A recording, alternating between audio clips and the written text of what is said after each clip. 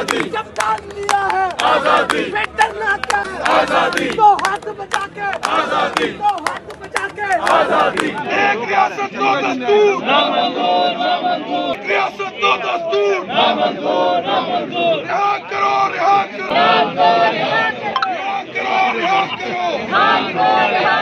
अस्सलाम वालेकुम, मैं जमील फारूकी हूं। आप मेरा ऑफिशियल यूट्यूब चैनल देख रहे हैं। तमाम तारीफ़ें उस ज़ात पाक के लिए जो हमारी शहरत से भी करीब है और हमारी हर आने जाने वाली सांस के बीच में होने वाली मामूली सी जुम्बिश को भी बखूबी जानता है। और तमाम दुरूद पाक नबी आखिर ज़मां हज़रत मोहम्मद मुस्तफ़ा अहमद मुज्तबा सल्लल्लाहु अलैहि वसल्लम की ज़ात पाक के ऊपर जो वजह तख्लीक़ कायनात है, जिनकी वजह से हम हैं, जिनकी वजह से ये कुल कायनात है। साइफर तो बढ़ गया। जिस अंदाज से पहले दिन समात हुई, दूसरे दिन समात हुई इस्लामाबाद हाई कोर्ट के अंदर, जो दलाइल दिए गए, जो रिमार्क्स आए हैं, और फिर आज जो सहाफ़ी बोल रहे हैं, जो लॉयर्स बोल रहे हैं, उससे लग रहा है कि जितनी तेजी से सजाएं दी गई थी उतनी तेजी से सजाओं का रिवर्स गियर लग सकता है। ये ओपिनियन है। डिटेल्स क्या है, तफसीलात क्या है, ये मैं आपके साथ शेयर करूंगा। इसके साथ साथ मियां नवाज शरीफ साहब से मुताल्लिक इंतहाई अहम डेवलपमेंट। मियां नवाज शरीफ साहब टेस्ट कराने के लिए लंदन जा रहे हैं। टेस्ट के लिए लंदन जा रहे हैं। यहां पर T20 के लिए आए थे, PSL देखने के लिए आए हुए हैं। वो डिटेल्स क्या है, वो डिटेल्स क्या है, कब जा सकते हैं, किसके साथ जा रहे हैं, क्यों जा रहे हैं, ये भी आपके साथ शेयर करूंगा। पापा की परी ने पापा को यह बताया है कि पहले आपका नाम था, अब मेरा नाम है, चीफ मिनिस्टर की लाइन में। तो वो पापा की परी ने बाबा को क्यों बोला, किस लिए बोला, और बाबा कितने प्राउड फील कर रहे हैं पापा की परी के, ये सारी डिटेल्स आपके साथ शेयर करूंगा। इसके अलावा एक लफ्ज है डाउन टू अर्थ। ये ग्राउंड टू अर्थ क्या है? ग्राउंड टू अर्थ कौन सी तमसील है, कौन सी तौजी है, किसने पेश की है, पेश करनी चाहिए थी, नहीं करनी चाहिए थी? मोहतरमा वज़ीर इत्तलात भी हैं एक सूबे की। तो ये सारी डिटेल्स आपके साथ शेयर करूंगा। इसलिए गुजारिश है कि अगर आपने चैनल अभी तक सब्सक्राइब नहीं किया, सब्सक्राइब कीजिए। वीडियो को पहले मिनट से आखिरी मिनट तक देखना है। एक और गुजारिश के दुआ करनी है, रमज़ान का अशरा है, जिनके लिए मुश्किलें हैं उनके लिए मुश्किलें कम हो और हालात बेहतर हों, आपके भी और पाकिस्तान के भी। टॉप लीड साइफर केस, शुरू में आपने कुछ नारे मुलाजा किए, हालात बिल्कुल ऐसे ही डेवलप हो गए हैं। लोग अब छुटकारा चाहते हैं मामलात से, और उसके साथ साथ लोग अब वही नारे बुलंद कर रहे हैं जो बुलंद करने चाहिए। गुज़िश्ता रोज जो समात हुई और जो आज समात हुई है, उन दोनों में एक चीज मुश्तरक है कि रिमार्क से लग रहा है कि जितनी तेजी से केस आगे बढ़ा, जितनी तेजी से सजाएं मिली, उतनी तेजी से रिवर्स गियर लग सकता है। कुछ डिटेल्स है, मैं शेयर करता हूं। सलमान सफदर साहब वकील हैं इमरान खान साहब के इस्लामाबाद हाई कोर्ट के अंदर साइफर केस के अंदर। उन्होंने जो दलाइल दिए और फिर जस्टिस गुल हसन औरंगजेब ने जो कुछ बोला, वो मैं डिटेल शेयर करूंगा। सलमान सफदर कहते हैं, एक तरफ कहते हैं इमरान खान ने सब कुछ पब्लिक कर दिया, एक तरफ कहते हैं इमरान खान ने सब कुछ पब्लिक कर दिया, दूसरी तरफ कहते हैं कि साइफर दिखाया तो पब्लिक हो जाएगा। वकील सलमान सफदर। अच्छा, जस्टिस मियां गुल हसन औरंगजेब ने यहां पर बोला, क्या साइफर ट्रायल कोर्ट के जज को दिखाया गया? जो कि यकीनन नहीं दिखाया गया। जिस पर वकील बानी पीटीआई सलमान सफदर ने कहा कि बिल्कुल नहीं दिखाया गया। इस पर चीफ जस्टिस आमिर फारूक ने कहा कि प्रोसिक्यूटर साहब फिर हमें कैसे पता चलेगा? तो साइफर केस की समाअत जो थी वो आज तक के लिए मुलतवी कर दी गई थी, और आज की जो डेवलपमेंट ये है वो मैं आपके सामने शेयर करता हूं। साकिब बशीर साहब ने एक ट्वीट किया हुआ है, कहते हैं साइफर केस में इस्लामाबाद हाई कोर्ट का खुसूसी बेंच एक नुक्ते पर रुक सा गया। साइफर केस पर इस्लामाबाद हाई कोर्ट का खुसूसी बेंच सिर्फ एक पॉइंट पर स्टैंड स्टिल हुआ। वो क्या था? कम्युनिकेशन कौन सी थी? साइफर की कम्युनिकेशन कौन सी थी? क्या ट्रायल कोर्ट को दिखाई गई जो प्रोसिक्यूशन के मुताबिक पब्लिक हुई, ट्विस्ट की गई, जिससे गैर मुल्की ताकतों ने रियासत पाकिस्तान को नुकसान पहुंचाया, जिसकी बिना पर सजा सुनाई गई? FIA कहती है ट्रायल कोर्ट को नहीं दिखाई गई क्योंकि क्लासिफाइड इंफॉर्मेशन है। कल ये जवाब FIA प्रोसिक्यूटर ने अदालत को दिया तो जस्टिस मियां गुल हसन औरंगजेब ने पीछे होकर कुर्सी से टेक लगाई और सर पर हाथ फेरा, जो बहुत दर्द का और दूर का पता दे रहा था। तो अब आप अंदाजा कीजिए कि क्लासिफाइड इंफॉर्मेशन के मुतालिक जब जज साहब को बताया गया तो उन्होंने सर पर हाथ फेरा और सर पकड़ कर बैठ गए, और फिर उन्होंने देखी भी एक चीज। तो इसको आप क्या लेंगे? हालात जो है वो चाहे कैसे भी हो, लेकिन एक चीज ज़हननशीन कर लेनी चाहिए कि मुझे ऐसा लगता है कि इस केस के अंदर से जितनी तेजी से सजा निकल कर सामने आई थी, उतनी तेजी से सजा रिवर्स हो सकती है। एक्सपेक्टेशंस बहरहाल लोगों की मुख्तलिफ हैं, लेकिन जो हालात और रिमार्क्स और दलाइल और फिर सहाफ़ियों का तज्जिया बता रहा है, उससे लग ये रहा है कि ये केस अब ज़्यादा देर चलेगा नहीं, टिकेगा नहीं। वैसे तो केसों की एक लंबी फहरिस्त है, लेकिन एक जो है दाग उतर जाएगा। आज नईम हैदर पंजोता साहब ने अब से कुछ देर पहले ट्वीट किया, वो कहते हैं मैंने इमरान खान पर दर्ज 4 केसेस पर दलाइल दिए, उम्मीद है चारों आज भी खत्म हो जाएंगे। अब अल्लाह करे कि ऐसा ही हो, लेकिन जो हालात हैं उसके मुताबिक हम कुछ भी नहीं कह सकते। आगे जी, बड़ा इंपॉर्टेंट है पाकिस्तान और IMF का जो नेक्स्ट निगोशिएशन का चल रहा है मामला, उसके अंदर एक डिटेल सामने आई है, वो रखूंगा। पाकिस्तान और IMF इत्तफाक राय पैदा करने में नाकाम रहे, मिशन के कयाम में 1 दिन की तौसीह कर दी गई है। ये बड़ी इंपॉर्टेंट डेवलपमेंट है। ये इतना बड़ा थपेड़ा है जिसका शायद हमें खमियाजा बड़ा लंबे टाइम तक भुगतना पड़ेगा। और अगर ये एग्रीमेंट साइन हो भी गया तो इतनी बड़ी कॉस्ट पे करनी पड़ेगी पब्लिक को, चाहे वो लोअर मिडिल क्लास है या मिडिल क्लास है। अपर का तो मैं कुछ कह नहीं सकता, उनको कोई नहीं फर्क पड़ता, लेकिन बहुत मुश्किल हालात हो जाएंगे जी। क्या है कि स्टोरी क्या है? पाकिस्तान और IMF अभी तक स्टाफ लेवल मुआहदे पर इत्तफाक राय पर नहीं पहुंच पाए हैं।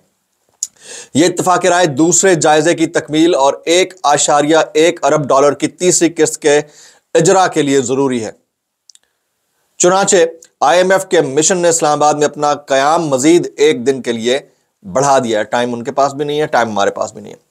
IMF स्टाफ लेवल मुआहदा करने से पहले जारी मामलात बशमूल 1 जुलाई 2024 से बिजली और गैस की कीमतों में इजाफे और ईंधन की कीमतों में रद्द-ओ-बदल पर वज़ीर आज़म शहबाज शरीफ समेत आला सतह की यकीन दहानी का ख्वाह है। IMF सूबों ने 600 अरब रुपए सरप्लस रेवेन्यू पैदा करने पर इत्तफाक किया है, लेकिन यह मामला अभी तक मसाइल का शिकार रहा है, क्योंकि MEFP को हतमी शक्ल देने के लिए इस पर रद्द-ओ-बदल मुतवक्के है ताकि इस पर इत्तफाक राय पैदा किया जा सके। एक मामला और भी है, और वो ये कि IMF परचून फरोशों के हवाले से स्कीम का ऐलान भी चाहता है। IMF परचून फरोश, ये जो दुकानदार होते हैं, हवाले से स्कीम का ऐलान भी चाहता है, लेकिन FBR मेहमान टीम को इस अमर पर कायल करने की कोशिश कर रहा है कि यह स्कीम आइंदा बजट में लॉन्च की जाए, क्योंकि इसके लिए कोशिशें तो बहुत करना होंगी, जबकि मजमूई आमदन पर इसका कोई ज्यादा मस्बत असर नहीं आएगा। तो यहां पर जो मामलात हैं वो अब आपको अंडरस्टैंड करने की जरूरत है कि कितने मुश्किल हो सकते हैं। तो आखिरी हफ्ता जो रमजान का होगा, वैसे तो इस हफ्ते से ही प्राइस हाइक शुरू हो जाएगा, लेकिन आखिरी हफ्ता जो अशरा होगा रमजान का, उसमें ईद की वजह से हालात ऊपर होंगे और आप और हम सब जो है वो मुश्किलात से गुजर रहे होंगे। अच्छा जी, अभी एक ये वीडियो है, ये वीडियो जो है ना मैं आपको साइड पे दिखा देता हूँ। ये चंद सेकंड की वीडियो है। मोहतरमा मरियम नवाज शरीफ साहिबा अपने वालिद बुजुर्गवार के हमरा CM हाउस का दौरा कर रही हैं, और उसके ऊपर उन्होंने क्या फरमाया, मुलाजा कीजिए।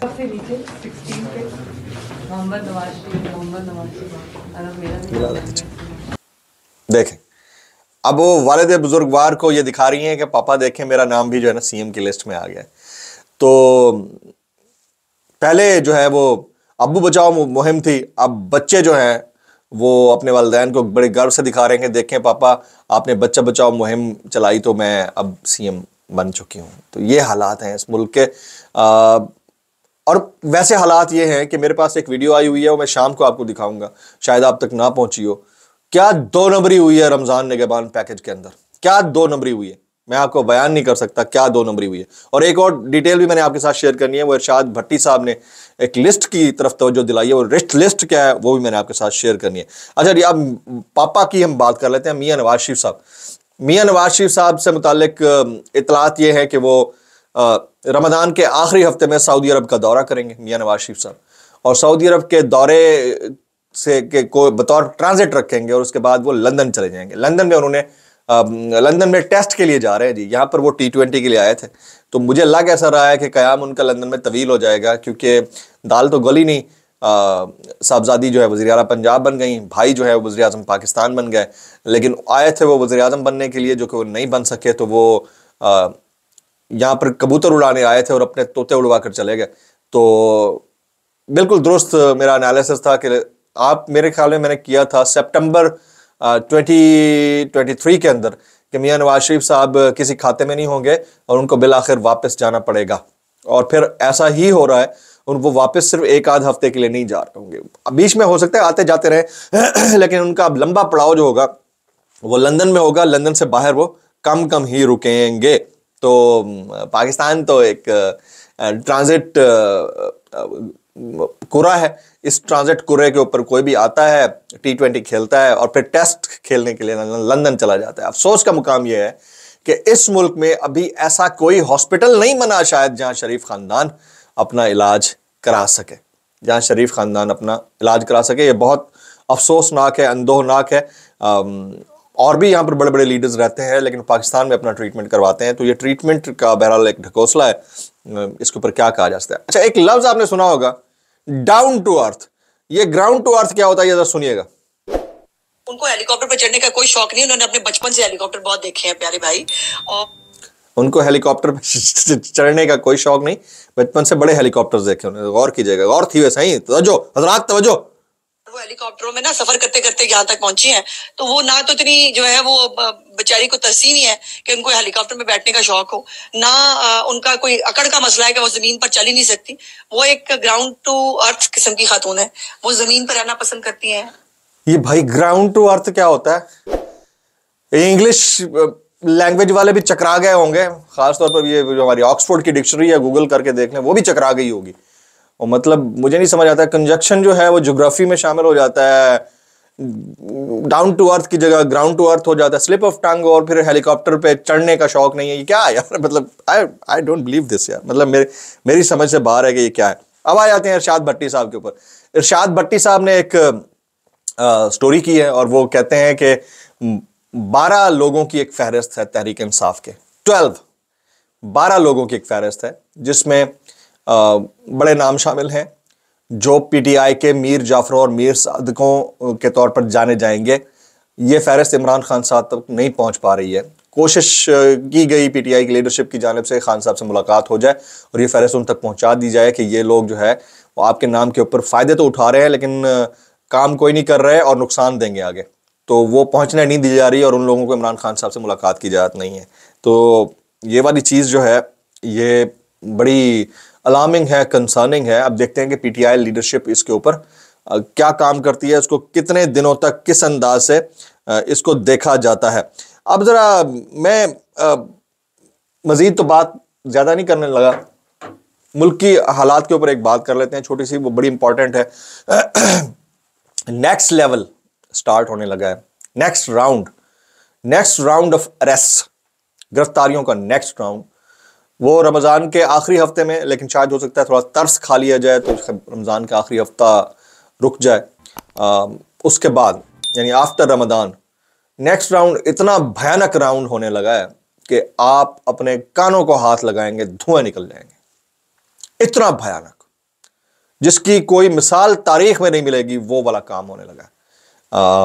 जो मेरे पास इंफॉर्मेशन है वो बड़ी ख़तरनाक है, जो मेरी इंसाइट है वो भी यही कहती है कि ये 3-4 जो पोस्टिंग्स हुई हैं उनके बाद जो है हालात काबू से बाहर हो जाएंगे और शह दी जाएगी और एक पॉइंट ऐसा आ जाएगा कि अच्छा वो सिर्फ खाली गिरफ्तारियां नहीं होंगी, इस दफ़ा जो गिरफ्तारियां होंगी उनको मंतकी अंजाम तक पहुंचाया जाएगा, यानी 3-3, 4-4, 5-5 साल की कैद दे दी जाएगी ताकि जान छूट जाए और आगे इसको लंबा चलाने की, और फिर एक फॉरवर्ड ब्लॉक भी बन सकता है।